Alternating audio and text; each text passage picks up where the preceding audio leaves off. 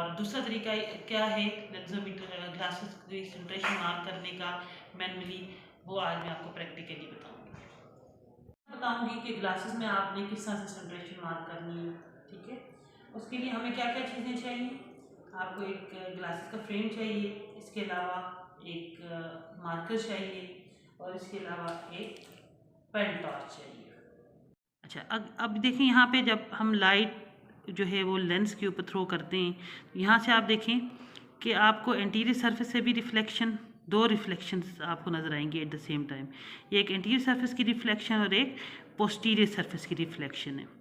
तो जब ये दोनों रिफ्लेक्सेस कॉन्साइड हो जाएंगे, देखिए मैं इसको मूव करती हूँ तो ये बिल्कुल कॉन्साइड होंगे। जब जहाँ पर ये दोनों रिफ्लेक्सेस एंटीरियर और पोस्टीरियर, ये जो दो रिफ्लेक्सेस हैं ये और ये दोनों कॉन्साइड हो जाएं, वो हमारा वहाँ पर हम इधर मार्कर के साथ एक डॉट डाल देंगे। यूँ सिमिलरली दूसरी साइड के ऊपर भी हम इसी तरह, यहाँ आप देख सकते हैं दो रिफ्लेक्सेस हैं। ठीक है, इन दोनों रिफ्लेक्सेस को जब मैं इस तरह से कॉन्साइड करूँगी, ये एग्जैक्टली यहाँ, तो इन दोनों के दरमियान जो डिस्टेंस है ये हमारी फ्रेम की पीडी होगी।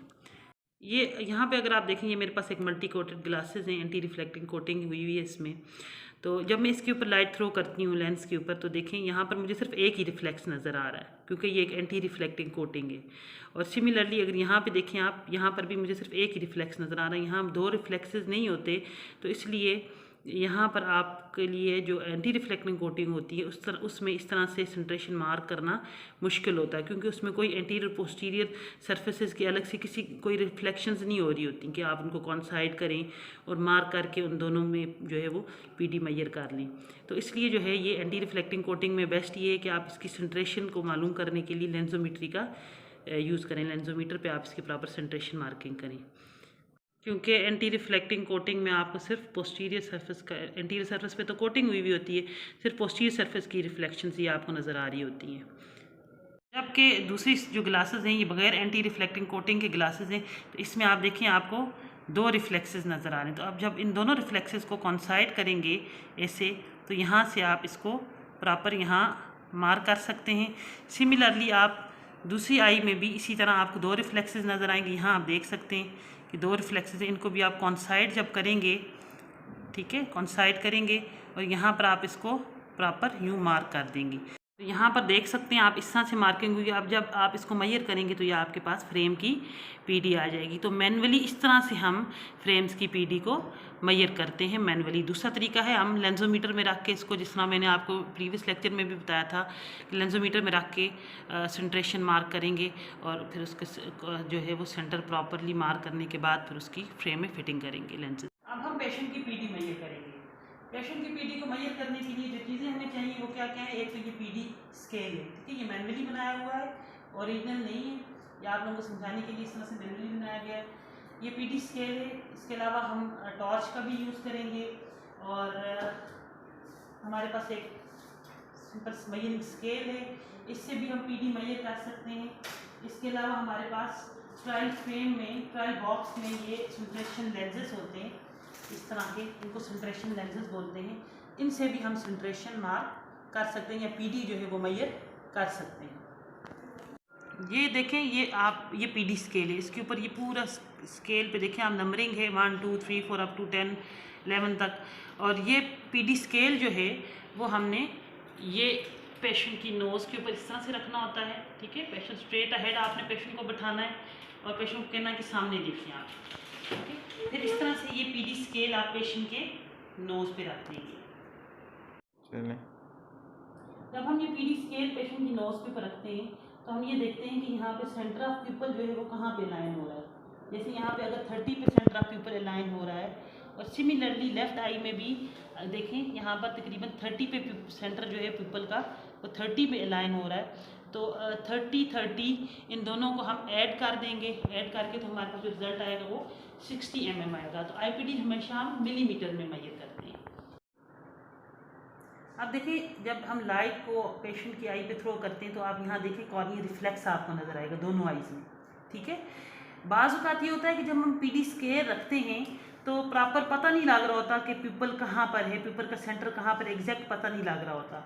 तो उसके लिए एक तरीका ये भी है कि आप टॉर्च से लाइट पेशेंट की आई में थ्रो करें और जो कॉर्निया रिफ्लेक्सेस हैं, ठीक है, जो कॉर्निया के रिफ्लेक्सेस हैं उन रिफ्लेक्सेस से के साथ आप अलाइनमेंट कर लें, जहाँ जहाँ पे कॉर्निया के रिफ्लेक्स आपको नज़र आ रहे हैं। तो उस तरह से भी आप अलाइनमेंट कर सकते हैं कि कॉर्निया रिफ्लेक्स देख के तो आप देखें कि ऊपर से 30 है, 20 है, 28 है, 30, 32, जितने भी आपकी जहाँ पर भी अलाइनमेंट हो रही है स्केल के ऊपर, दोनों साइड के ऊपर जहाँ जहाँ आपकी अलाइनमेंट हो रही है तो उन दोनों को आप ऐड कर लें, दोनों साइडों की अलाइनमेंट्स जहाँ पर हो रही हैं ऐड करके, तो आपके पास वो प्रॉपर आईपीडी आ जाएगी। तो एक तो ये तरीका है, पीडी स्केल हर जगह पे अवेलेबल है, आप इजीली पीडी स्केल की हेल्प से प्रॉपर हेशबर्ग रिफ्लेक्स से, कॉर्निया रिफ्लेक्स से या बगैर कॉर्निया के रिफ्लेक्स के आप इजीली पीडी स्केल से जो है आईपीडी मेजर कर सकते हैं। सेंट्रेशन लेंसेज, सेंट्रेशन लेंसेज से भी आईपीडी मेजर की जाती है। आप यहाँ पे देखें जो सेंट्रेशन लेंसेज हैं इनके दरमियान में थोड़ा सा इस क्रॉस जो बना हुआ है, इनके दरमियान में थोड़ा सा गैप है। एक तो ये तरीका है कि आप इस गैप को बिल्कुल प्यूपिलरी जो सेंटर है प्यूपल के, उन दोनों में, दोनों साइडों से आप इसको फ्रेम की को एडजस्ट करके प्रॉपर जो है वो इसके सेंटर में जो है वो प्यूपल्स को लाएं, ठीक है। और अगर उस तरह से आपको मुश्किल हो रही है तो उसका आसान तरीका ये है कि आप वही कॉर्निया रिफ्लेक्सेस, जिसको हेशबर्ग रिफ्लेक्स भी हम बोलते हैं, उन दो रिफ्लेक्सेस को देखते हुए आप उसको सेंटर में इस तरह से प्यूपल को बिल्कुल उसके जो रिफ्लेक्सेस हैं या प्यूपल का जो सेंटर है उसको सेंट्रेशन लेंसेज के सेंटर में बिल्कुल इस तरह से लेके आए, ठीक है। जब ये दोनों साइडों पे आपका कॉर्निया रिफ्लेक्सेस या प्यूपल का जो सेंटर है वो सेंट्रेशन लेंसेज के दरमियान में इधर सेंटर में आ जाएगा दोनों साइड्स पे, तो उसको नोट कर लें सेंटर जहाँ पर भी है इस पर रिफ्लेक्स, जिस जगह पे भी सेंटर में आ रहे हैं, उसको करने के बाद सेंटर में आप कोई भी सिंपल स्केल भी ले सकते हैं, सिंपल स्केल से भी कर सकते हैं, और ये पीडी स्केल से भी आप इसको फिर प्रॉपर अलाइन करके जहाँ पे भी सेंट्रेशन हुई होगी प्रॉपर अलाइन करके वहाँ से ऊपर से आप इसकी पीडी जो है वो स्केल से मेजर कर सकते हैं। बाज़ फ्रेम्स ऐसे होते हैं उनके ऊपर स्केल लगा हुआ होता है, तो वो जो फ्रेम हैं उनमें जो स्केल उससे भी अलाइनमेंट हो सकती है, उस स्केल से जो ऊपर लगा होता है उस स्केल की हेल्प से भी हम पीडी मेजर कर सकते हैं प्रॉपर्ली, दोनों साइड पे अलाइन करके ऊपर पूरा स्केल बना होता है, उसकी रीडिंग दोनों साइडों से लेके सिमिलरली रीडिंग लेके जिस तरह पहले हमने किया था, उन दोनों रीडिंग्स को आप ऐड कर लें तो आपकी पीडी आ जाएगी। और एक तरीका ये है कि आपने बिल्कुल पेशेंट और एग्जामिनर आमने सामने बैठे और पेशेंट जो है वो एग्जामिनर के आर्म लेंथ के ऊपर हो, और एग्जामिनर जो है वो अपनी लेफ्ट आई, एक आई को क्लोज करे और पेशेंट से ये कहना है कि आप मेरी राइट आई में देखिए। एट द सेम टाइम जब पेशेंट मेरी दोनों आई से मेरी राइट आई की तरफ पेशेंट देखेगा तो मैंने क्या करना है कि ये स्केल रखना है, ठीक है। स्केल रख के मैंने जो स्केल का जो ज़ीरो है वो मैं सेंटर में पेशेंट की पिपल के सेंटर में लाइन करूँगी और ज़ीरो से लेके ब्रिज तक का जो डिस्टेंस है वो मैं फाइंड कर लूँगी। सिमिलरली फिर मैं अपनी राइट आई क्लोज करूँगी और पेशेंट जो है दोनों आई से मेरी लेफ्ट आई की तरफ देखेगा, और सब पेशेंट मेरी लेफ्ट आई की तरफ देखेगा तो मैं इसी तरह इसको ज़ीरो को जो है वो सेंटर पे लाइन करूँगी पिपल के सेंटर पे, और ज़ीरो से लेके नेज़ल ब्रिज तक का जो डिस्टेंस है वो फाइंड कर लूँगी। जैसे अभी ज़ीरो से लेके नेज़ल ब्रिज तक का डिस्टेंस जो है वो तकरीबन 30 mm है। सिमिलरली जब पेशेंट मेरी राइट आई में पेशेंट को देखेगा तब भी जो मैं लाइन करके ब्रिज से लेके नेज़ल ब्रिज से लेके सेंटर ऑफ पिपल तक का जो डिस्टेंस है वो तकरीबन 30 mm बन रहा है। तो 30 mm 30 mm इन दोनों को जब मैंने ऐड किया तो पेशेंट की जो आईपीडी है वो कितनी है 60 mm है। तो इस तरह से हम आईपीडी मेजर करते हैं डिस्टेंस में। अगर नियर आईपीडी मेजर करनी है तो उसके लिए ये प्रोसीजर है कि आपने नियर में पेशेंट को कोई टारगेट दिखाना है। वो टारगेट कोई भी हो सकता है, लाइट भी हो सकती है, कोई रीडिंग मटेरियल भी आप दे सकते हैं। जैसे अभी हम पेशेंट को ये रीडिंग मटेरियल दे रहे हैं, ठीक है। रीडिंग मटेरियल पेशेंट को दें। सिमिलरली आप पीडी स्केल से या दूसरा जो सिंपल स्केल है इसकी हेल्प से आप पिपल के दोनों सेंटर्स को के दरमियान का जो डिस्टेंस है वो मेजर करेंगे और ये हमारी नियर की पीडी होगी।